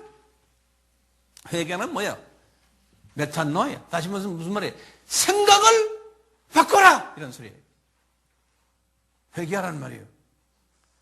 생각을 뭐로 바꾸는 거예요? 저분이, 십자가에서 죽으신 저분이 저분이 구약의 여호와다. 그 생각을 바꿔. 그런 생각을 하라는 거예요. 그분이 메시아다. 이거를 가지라는 거예요. 그리고는 세례를 받으라는 거예요. 세례. 여호와의 이름으로. 세례 받는 건 뭡니까? 세례는 뭐예요? 공개적으로 자기 믿음을 공표하는 걸 세례라고 그랬죠? 그렇죠? 그러니까 얘들아, 너희들 네 입으로만 이제는 예수가 나의 구제구나, 예수가 여호와시구나 입으로만 하지 말고 공개적으로 나와서 떠들어라는 거예요. 세례 받으라는. 그러니까 나와서 사람들 앞에서 예수가 나의 하나님이시고 나의 구세주구나, 50일 전에 죽으셨던 부활하셨던 저분이 그 여호와구나라는 것을 공개적으로 예루살렘 바닥에다 보여주라는 거예요, 사람들 앞에. 그러니까 이분들이 다 물세례 받은 거예요. 받으면서 그걸 고백한 거예요. 그러니까 죄사함을 받게 되고 자동적으로 죄사함이 오게 되는 거예요. 그러면서 그 말씀을 너희들은 성령을 선물로 받아. 이 구원의 영이죠. 푸니마 성령님을 선물로 받는다. 네가 노력해서가 아니고 이 선물이, 무료 선물이. 이걸 받게 되는 거예요. 그래서 이분들이 그 많은 사람들 중에서 3,000명이 제자가 됐다고 그랬는데 제자가 아니라고 그랬죠? 3,000사람이 기독교인이 된 거예요. 자, 지금부터 중요한 얘기들. 이제 우리의 질문이 하나 있어요. 왜 오순절에 성령 세례 사건이 있었는가? 왜 다른 날이 아니고 이거 하필 요난이냐 이게. 자, 여기에 대한 답을 제가 드릴게요. 하나님은 7절기를 주셨죠. 그렇죠? 7절기는 어디에 나와요? 레위기 23장 1절에서부터 36절이에요. 이 7절기 중에서요, 처음 3절기는 뭡니까? 6월절, 무교절, 초실절은 봄절기, 예수님의 초림절기. 그리고는 오순절은 초실절에서 50일 후지요. 교회 시대의 시작이에요. 그리고는 이방인 추수를 시작하는 절기. 그게 몇 개월간이라고 그랬어요? 4개월간이에요. 요한복음 4장 35절이에요. 그리고는 이제 재림절기가 있어요. 예수님의 재림과 관계되는 가을절기가 나팔절, 속죄절, 장막절이에요. 자, 그런데 신기하게도요, 이스라엘 사람들이 요단강 건너는 사건을 우리가 보면서요, 여호수아서 4장 19절에 이스라엘 사람들이 요단강을 건넜는데 그 날짜가 기록되어 있어요. 1월 10일로. 그러면 1월 10일이 무슨 날이에요? 양을 취했던 날이죠. 그렇죠? 그리고 또 거기 무슨 날이에요? 예수님 세대. 예수님이 1월 10일에 뭐 했어요? 종료주일이에요. 마태복음 21장, 그렇죠? 예수님이 십자가에 달리시기 위해서 예루살렘 성전을 입성했던, 예루살렘을 입성했던 그 날이 1월 10일이에요. 그리고요, 여호수아서 5장 10절에서부터 12절을 보시면, 여호수아서 5장 10절에서 12절을 보시면 1월 15일에 1월 15일이라는 건 1월 14일 저녁이에요. 그렇죠? 6월절을 지켰다 그랬어요. 길갈에서. 다시 말하면요, 아까 1월 10일이 무슨 날이냐면요, 요단강을 건넌 날이에요. 요단강을 건너서 어디에 도착했냐면 1월 10일에 길갈에 도착한 날이에요. 1월 10일이. 그리고는 이분들이 1월 14일 저녁, 1월 15일이에요. 6월절을 지켰다 그랬어요. 길갈에서. 그럼 몇 년 동안 안 지키다가 지켰어요? 39년 동안, 40년 광야 생활할 때 39년 동안 안 지키다가 이제 지키는 거예요. 우리 공부했죠? 네. 이 광야에 들어오자마자 첫 해는 6월절 지켰지만 그 다음에 나머지 39년은 지키질 않다가 이제 요단강 건너서 길갈에 도착하고는 지금 6월절 지키는 이야기예요. 그리고는 1월 16일에 무교병을 먹었다 그랬어요. 그리고는 17일이 무슨 요일입니까? 무슨 날이? 초실절이죠. 가나안 땅의 열매를 먹었다 그랬어요. 우리 초실절 이 열매 먹는 거 재밌죠? 가나안 땅 열매를 먹었다. 여호수아서 5장 12절에. 자, 그리군요. 한참 지나가다가 이제 오순절이 가까워왔을 때 여리고성을 점령하는 이야기가 나와요. 여호수아서 6장 1절에서부터 27절이에요. 근데 여리고성을 점령할 때요, 이분들이 며칠 동안 돌았어요? 7일 동안 돌았죠. 그렇죠? 네. 7일 동안 돌았다는 말은 뭐예요? 영적으로 7일 동안 기도했다라고 보는 거예요. 도는 거는 사탄의 세력을 묶는 거예요. 사탄의 세력을요. 이 7일 동안 기도했다는 거예요. 요 7일 동안 기도가 뭐냐면 아까 기억나시죠? 첫 3일 동안은 뭐 했어요? 마띠아를 선정하고 나머지 7일 동안 열심히 기도했다고 그랬죠? 이 7일 동안 열심히 기도한 그거와 똑같이 여리고성을 7번 7일 동안 돌았다는 거나 같은 거예요. 나중에 보면 날짜가 기가 막히게 맞아요. 그래가지고 제가 이 오순절 날을 3월 6일이라고 이야기했잖아요. 이 3월 6일 또 계산하면 3월 7일도 되고 그래요. 거기 이제 초실절에서 50일을 계산하시면 3월 6일 또는 3월 7일인데 여기 보시면 3월 1일부터 7일 동안은 여리고성을 돌고 7일 동안 3월 7일 되는 날에 7번째 되는 날에 여리고성이 무너지는 장면이 나와요.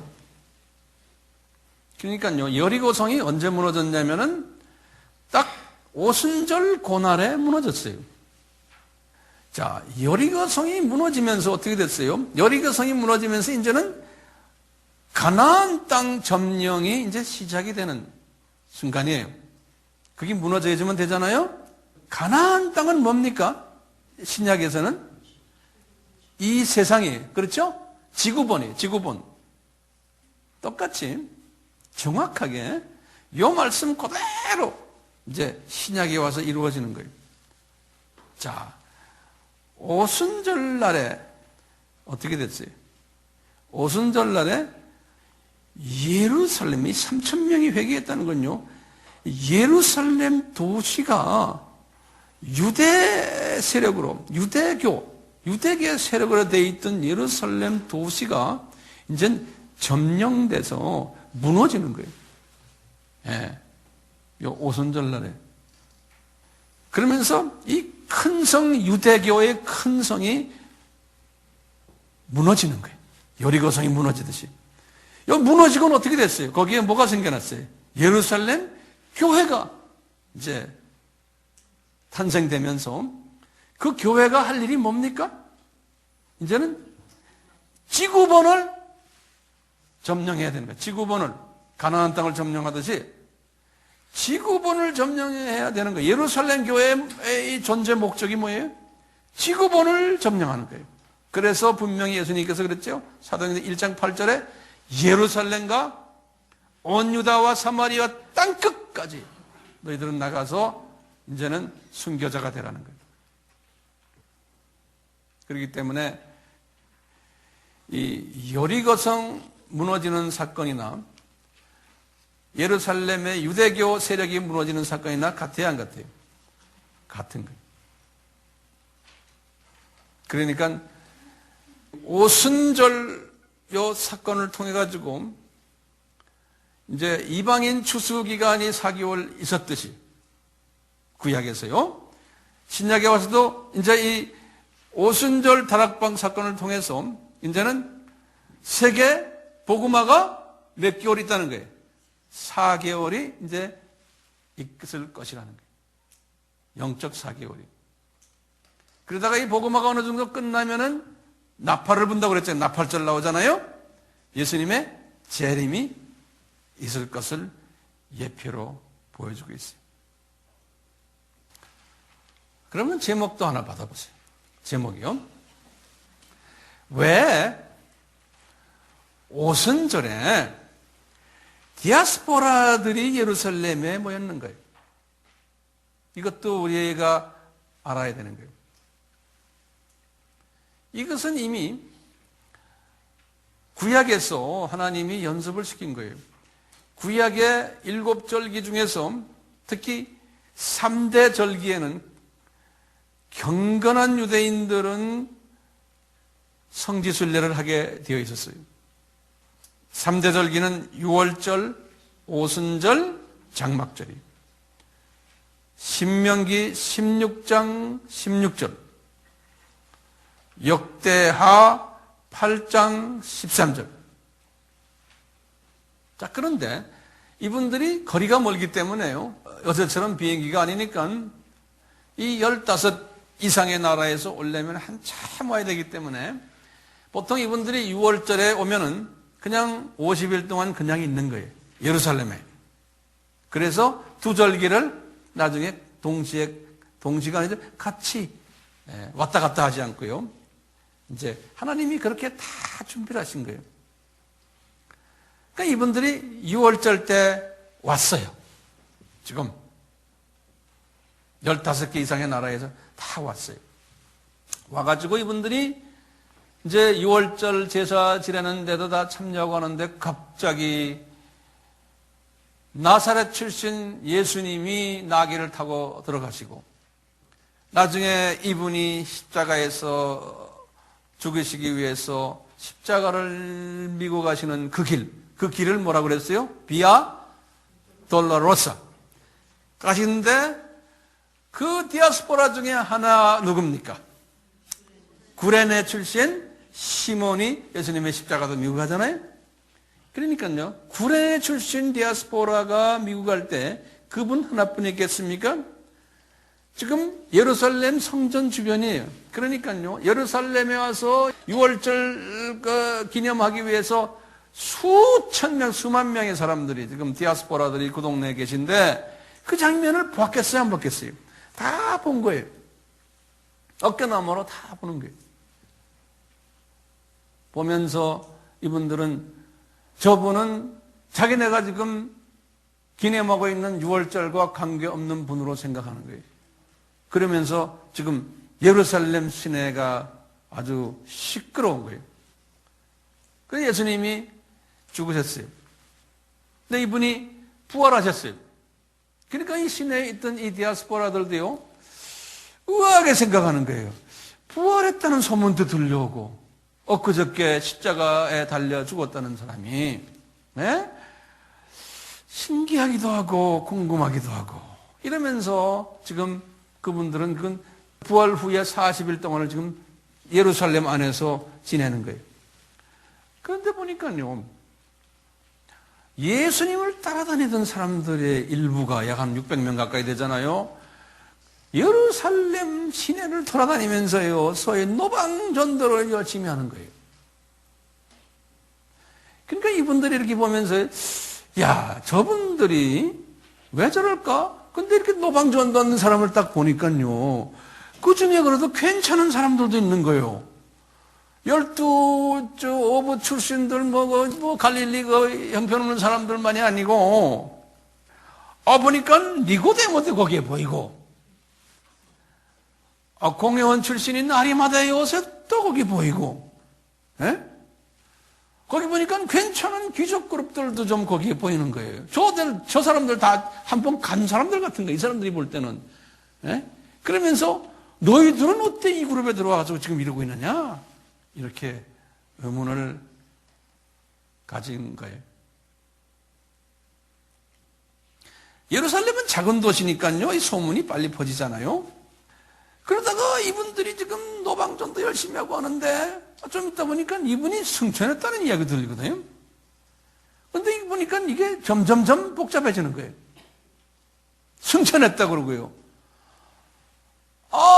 그런데 마가의 다락방이라는 건 예루살렘의 아주 중심부에 있는 다운타운 집이거든요. 네? 이 사람들이 거기에서 기도한다는 소문도 좀 들리고 뭐 이러다가 갑자기 말이죠. 이제 50일 된 날이에요. 오순절 날이에요.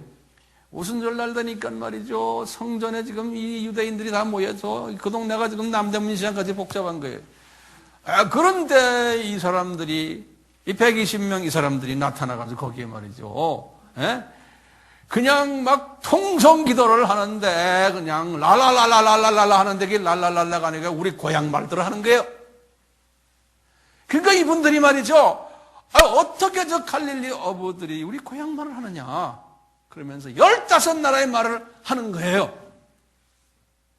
그러니까 이분들이 얘들아 너희들 술 취했냐? 그러니까 아니다. 그러면서 이제 베드로가 올라가서 설교를 그분들에게 하는 거예요.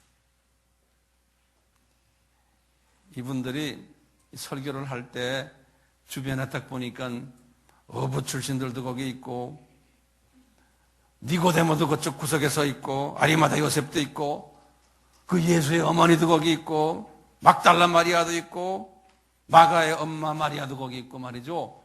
그래도 다 있는 거예요. 요한나도 저기 있고 수잔나도 저기 있고 보니까 문둥병 출신도 저기 있고 봉사했던 사람이 눈 뜬 사람도 있고 베데스다 연못에서 38년 그냥 일어나지도 못한 사람도 아니 성한 사람이 돼서 있고 귀신 들렸던 사람들도 이제 제대로 돼가지고 저기다 있고 이 사람들 눈에 다 보이는 거예요.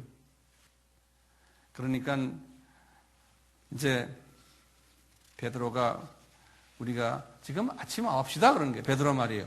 우리가 왜 새벽부터 술 먹느냐? 아니라는 거예요. 자, 이 15개 나라를 하도록 한 목적이 뭡니까?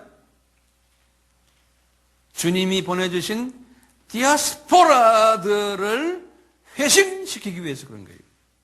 이 디아스포라들을, 주님의 마음은 여기에 있는 거예요. 디아스포라를 회심시키기 위해서.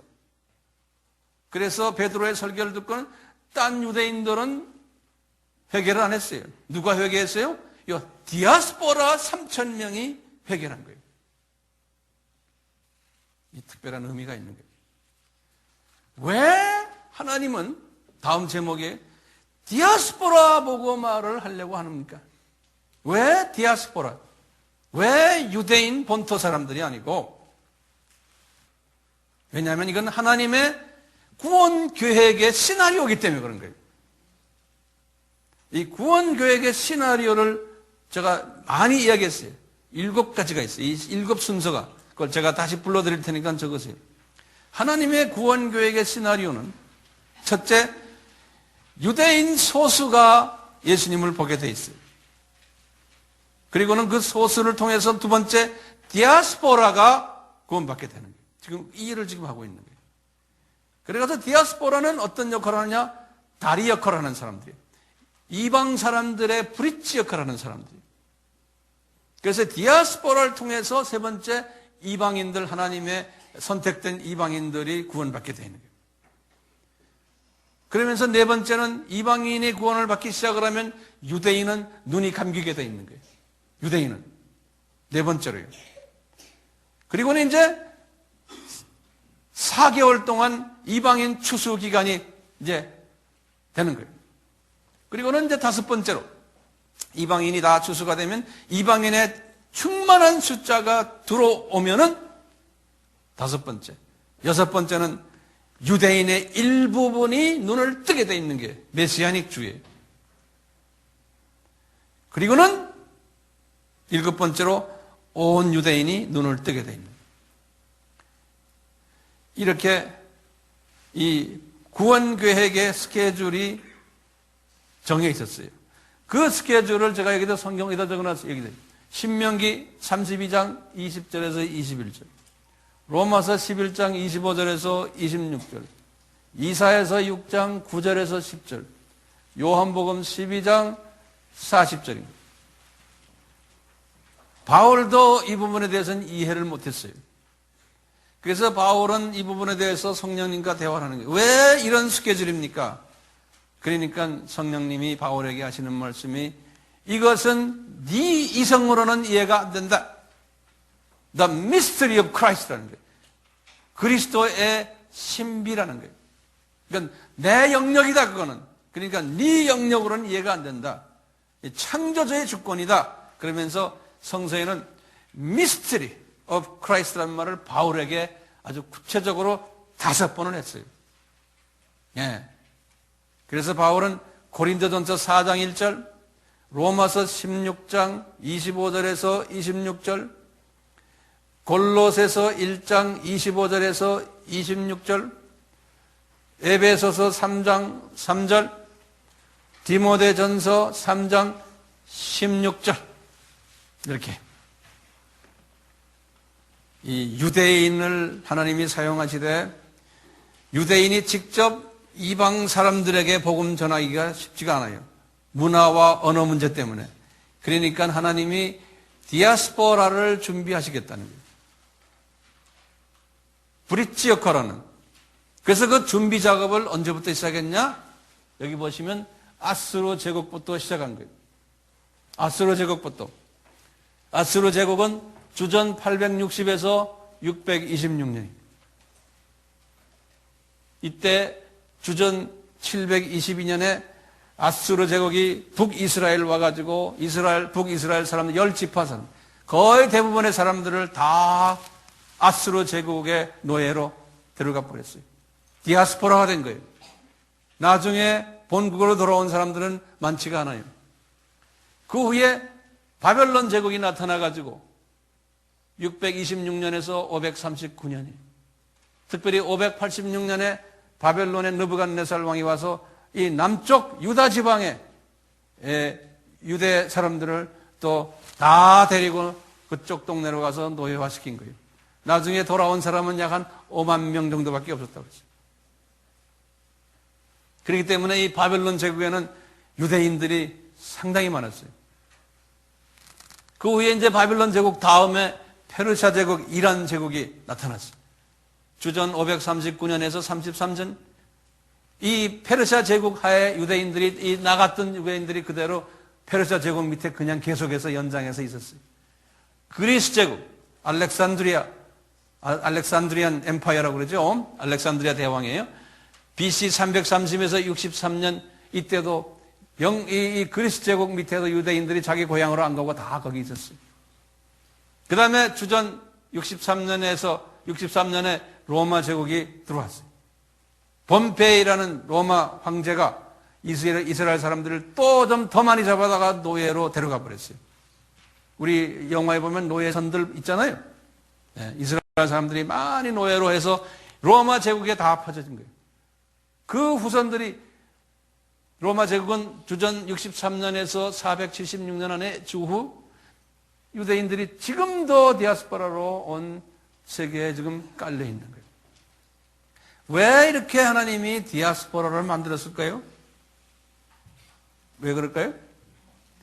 이방인 복음화를 하기 위한 다리 역할을 시키기 위해서. 이 일을 하기 위해서 하나님께서는요, 7절기를 주셔가지고 특히 3절기, 3대 절기, 6월절, 무슨 절이에요? 그 다음에 오순절 때 꼭 예루살렘에 오라는 거예요. 왜요? 지금 요 일을 시키기 위해서. 그러니까 이분들이, 디아스포라들이 와가지고 3,000명이 예수님 만났죠? 그렇죠? 그러니까 요 3,000명이 할 일이 뭡니까? 예루살렘에 머물러 있는 거예요? 아니에요. 그러니까 예수님의 12 제자들은 요 사람들을 뭘 해야 돼요? 복음으로 훈련시켜가지고 어디를 보내야 돼요? 자기 고향으로 보내줘야 되는 거예요. 그러면 자동적으로 복음이 퍼지게 돼 있죠. 그런데 우리 예루살렘 교회는 이제 나중에 이제 보겠지만요, 예루살렘 교회가 그것을 못했던 거예요. 12 제자들이 그 사상을 가지고 있지 않았던 거예요. 내민족 중심 사상만 가지고 있었던 거예요. 그러니까 하나님의 뜻에 합당하지가 못했어요. 자, 이제 제가 결론적인 말씀입니다. 예루살렘 교회 설립을 위해서 준비 과정을 두 번 우리가 공부하고 있습니다. 첫 번째와 두 번째죠. 자, 예루살렘 교회를 설립하는 목적이 뭘까요? 사도행전 1장 8절에 너희들은 예루살렘에서부터 시작하여 온 유대와 사마리아 땅 끝까지 있죠? 그때 보면 영어로는 이렇게 써요. Jerusalem and all Judea and Samaria and the end of the world. 그래서 영어로 and가 붙어 있어요. 그 헬라 말로는 and를 카이라고 그래요. 카이. 근데 그 카이라는 의미가 뭐냐면 예루살렘을 다 복음화한 다음에 and 그 다음에 유다로 가라는 그 카이가 아니에요. 동시적인 동시다발적인 카이예요. 예루살렘이 복음화되면서 그와 똑같이 온 유대, 똑같이 사마리아 땅 끝까지 같이 움직여 줘라는 거예요. 그래서 디아스포라를 하나님이 이렇게 보내가지고요, 예루살렘 교회의 지도자들에게 얹혀줬는데, 이분들이, 지금 지도자들이 이 일에 신경을 쓰지를 못했어요. 그래서 어떻게 했어요? 나중에 보면 강제로 예루살렘 교회를 흩어버린 거예요. 강제로 가도록. 그래서 이제 이러한 그 신약의 하나의 패턴이 이제 그 후에 2000년 동안 지금 기독교 역사 속에서 계속해서 흘러나가요. 교회들은 복음을 받으면 그저 타민족에게 가기를 싫어해요. 그저 자기 민족 안에서만 교회를 크게 하고 자기 민족들끼리만 북치고 장구치고 하다가 끝나버리는 거예요. 그건 복음의 그 한 부분만 지금 생각하는 거예요. 왜냐하면 우리는 사람은 타민족하고 같이 앉아 있으면 불편해서 그래요. 이게 사람의 하나의 한계점이에요. 근데 성서에 보면요, 유럽에도 대부분의 교회들이 그렇게 했는데 거기에 소수의 교회들이 그러질 않았어요. 근데 그런 교회들은 다 조그만 교회들이었어요. 소수의 교회들이 선교사들을 내보내는데 자기네 교회 예산의 대부분이 다 그 선교사들과 선교지를 위해서 쓴 교회들이 있었어요. 그 교회들을 통해서 지금 세계가 복음화가 되어가고 있는 거예요. 우리도 그런 선교사들의 그 희생과 그 교회의 희생을 통해서 우리가 복음을 받은 거예요. 토마스 목사님이라고 알죠? 두만강에서 죽으신 그분을 파송했던 영국 교회 가보니까 자국도 없는 그런 교회. 그런 그 교회는 다 무너지고 없어져 버렸어요. 없어져야 되는 거예요. 우리 AMI 교회도 마찬가지. 언젠가는 우리 교회도 없어져야 돼요. 이 교회가 점점 커지면 안 돼요. 우리가 뿌려놓은 복음이 퍼져서 우리도 모르게 나중에 우리가 낙원에 가면 알 수 있을 정도로 이 교회가 점점 커지면 안 돼요. 그러면 우리는 변질되게 돼 있어요. 우리도 나이 들면 이 세상에서 떠나야 되는 사람들이에요. 똑같죠. 자, 제가 14년 전에 한국에 나와가지고 이 외국인들이 이렇게 보면서 저 사람들을 주님이 우리에게 보내셨구나. 제 눈에 그게 보이는 거예요. 그래서 그분들을 섬겨야겠구나. 왜? 예루살렘 교회의 디아스포라를 주님이 보내신 거나 마찬가지예요. 그래서 힘들지만 천막 쳐놓고 컨테이너 사서 그 사람들을 교육시킨 것이 이제 이 건물까지 생기고 3년, 4년을 훈련시켜서 지금 160명 정도가 졸업해서 30개 나라에 나가서 지금 이분들이 복음을 전하고 있는데 뭐 하고 있는지도 자세히 저도 잘 몰라요. 그렇지만 소식 들어오는 걸 보면 열심히 합니다. 이 브릿지되는 사람들을 주님이 우리나라에 보내셔가지고 지금도 외국 사람들을 지금 많이 보내주고 있는 거예요. 그럼 그 안에 예루살렘 교회에도 100만 명 정도가 갔지만 그 중에 한 3,000명 정도가 그렇게 주님을 만나듯이 우리나라도 외국 사람들이 지금 많이 오지만 그 안에 소수가 있는 거예요. 그 사람들은 저희들이 가서 찾아낼 수도 없어요. 지발로 걸어 들어오는 거예요. 왜? 지발이 아니죠. 성령님이 발을 움직여서. 그렇기 때문에 저희들은요, 이분들을 훈련시켜서 자기 나라로 보내야 되는 사명이 있는 거예요. 우리가 안디옥 교회가 되려면 똑같이요. 우리가 해외 사역할 때도 마찬가지예요. 해외 사역하면요, 해외의 각 나라의 주로 목사 그룹들, 헌신자 그룹들을 훈련을 시키는데 왜 훈련시킵니까? 그 사람들은 이미 복음을 받은 사람들이에요. 그렇기 때문에 이 사람들이 브릿지 역할을 하라고 훈련시키는 거예요. 그래서 그 사람들 주변에서 동네 하나만 지나가면 미전도 족속들이 있는 거예요. 그런데 우리가 갈 수가 없는 거예요. 그러니까 요 사람들을 훈련시켜서 요 사람들이 문화와 언어가 비슷하니까요. 요 사람들이 가도록 동기부여시켜주고 채찍질하고 당근도 주고 매도 주고 이러면서 지금 하고 있는 거예요. 이번에도 제가 미얀마 가서 미얀마의 꼭대기 미치나 쪽에 이 미전도족 속으로 그 주변에 지금 티베신이 운남성의 그 깊은 산 속에 가겠다고 한 사람 손 들어보셔 일어나셔 하니까 아이고 숫자가 엄청난 거예요. 수백 명이 일어나서 가겠다는 거예요. 그리고 실제로 왔다 갔다 하고 있고요. 그게 주님이 우리에게 부탁한 거 아닙니까? 그러니까 우리가 국내에서도 지금 그거 하고 있고 국외에서도 지금 그거 하고 있는 거예요. 그렇기 때문에 우리 AMI 교회는요, 이게 특별한 교회예요. 우리는요, 하나님이 보내주신 그 디아스포라들을 우리는요, 왕처럼 대접하고 있어요. 이 형제 자매들이 우리 이 AMI 센터에서는 왕들이에요. 모든 우리의 교회의 행사나 정책은 이 사람들을 중심으로 우리가 움직여지고 있어요. 우리가 이런 마음을 가진 것은 우리가 잘나서가 아니고 우리의 하나님이 주신 은혜. 12 제자들도요, 이 디아스포라들을 홀대했어요. 우리가 나중에 거기에 대해서 자세히 공부하게 될 거예요. 홀대했어요. 그렇기 때문에 주님께서는 예루살렘 교회를 좋아하지 않았던 거예요. 나중에 베드로가 깨닫게 되는 장면도 우리가 보게 되고 12 제자가 깨닫게 하는 장면도 우리가 보게 돼요. 그래서 우리 AMI 이 공동체는 안디옥이라는 이름을 가지고 있는 거예요. 거기에 대한 나머지는 계속해서 또 공부하겠습니다. 오늘 왜 디아스포라를 주님이 주셨고 왜 오순절 여기에 대한 주님이 주시는 말씀을 나눴습니다. 우리 같이 기도합시다.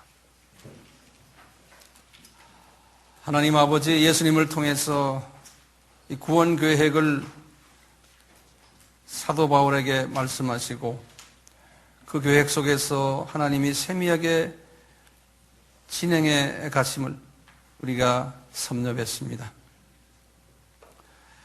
우리에게 은혜를 베풀어 주셔서 지혜자가 되어서 하나님의 크신 틀 안에서, 크신 계획 안에서 하나님의 뜻에 합당한 우리 한 분 한 분 되도록 이 뜻에 합당한 삶을 살다가 주님 나라에 가는 복된 자들이 되도록 은혜 베풀어 주시옵소서.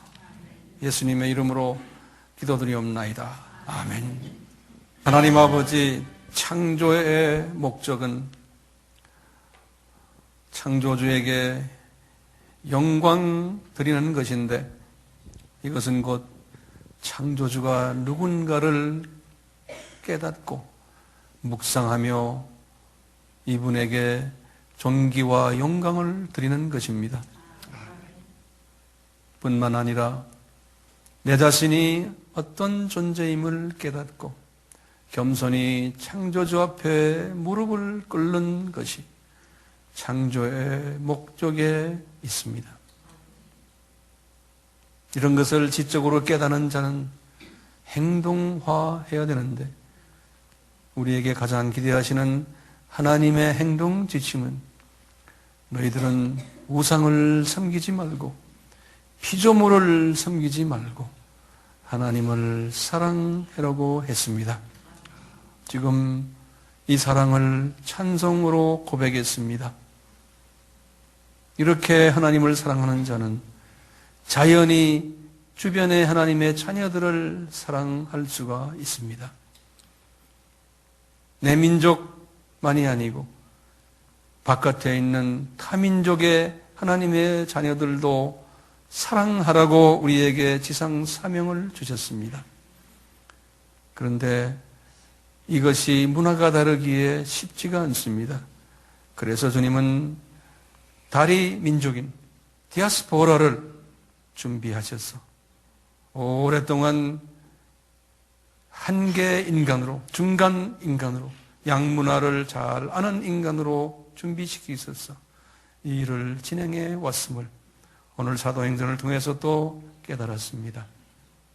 앞으로도 계속해서 이 원칙은 우리가 깨닫고 이 원칙대로 우리가 불편하지만 주님의 뜻을 따라가는 지혜자들 되도록 은혜 베풀어 주시옵소서. 아멘. 이렇게 하는 사람이 하나님을 사랑하는 자이고 이렇게 하는 사람이 창조의 목적에 부합된 자이며 우리가 이 세상에 목숨을 끝내고 주님 앞에 갈 때 주님이 우리 보고 하시는 말씀이 너는 지혜자였구나 라고 칭찬을 받는 우리 모두가 되도록 은혜 베풀어 주시옵소서. 아멘. 지금 이 시간은 예수 그리스도의 무한하신 은혜와 하나님 아버지의 극진하신 사랑하심과 성령님의 감화 감동 순종케 하심이 우리 모두에게 항상 있기를 축원하옵나이다. 아멘. 아멘.